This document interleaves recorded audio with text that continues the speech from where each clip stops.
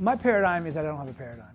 Now, does that mean I think all the paradigms are bunk? No, absolutely not. I think it's awesome that they're really super specific structure paradigms, 10 steps, 20 steps, 30 steps. If it works for you, definitely use it.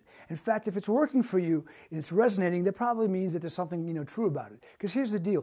All these paradigms are just metaphors. They're all trying to explain the same thing, how story works. So it's like if it works, it works. There are going to be limitations in any paradigm. But what I want to do is I want to maybe complement everything you're doing. This should violate nothing about what you think about story, but I want to give you different ideas. So for instance, you have a threshold guardian, or you have a moment where the character is the furthest away from the goal, or you have an ally becoming an enemy. These are all things that are probably necessary for your story, and they're good, but are they sufficient? Not necessarily. You could do these and maybe, there's a way to do them wrong. For instance, a threshold guardian is someone who blocks you or blocks the character from going into the second act. Well, if that's just a physical obstacle, that's not going to be enough. Or if you have the character at the end of the second act, boy loses girl, if it's only the goal that they're far away from, that's not enough. You need the psychological regression. You need them to also be in a horrible place, psychologically. You're going to see that for me, story is all about change, surprise, new stuff. And one of the biggest, hugest changes in the climax is your character arc, your character changes. So I'm constantly looking for ways to kind of pull character and story together.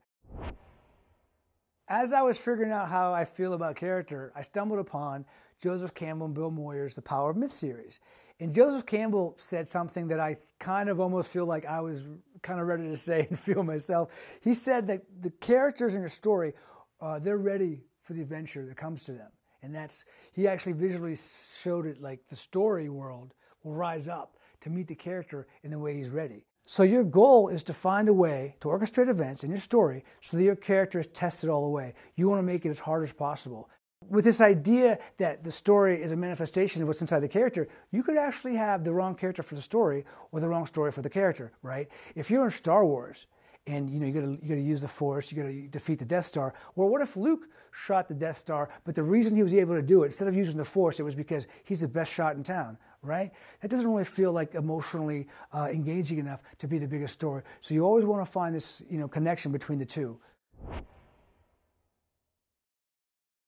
Great movies and great stories are always going to have some concise understanding of the characters. You can see the relationship even in the structure. Look at how elegant this log line is for Harold and Maude.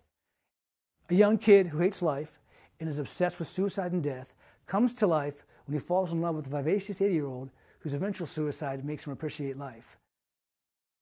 Or in the movie Big, a kid who really wants to be an adult gets to become one, but in that process he learns he wants to go back to being a kid. And in the process, ironically, he grows up.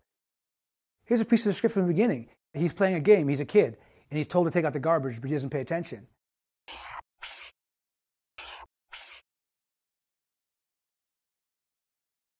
But then at the end of the movie, after this journey, he realizes he wants to go back to being a kid. He comes home, he's now a kid again.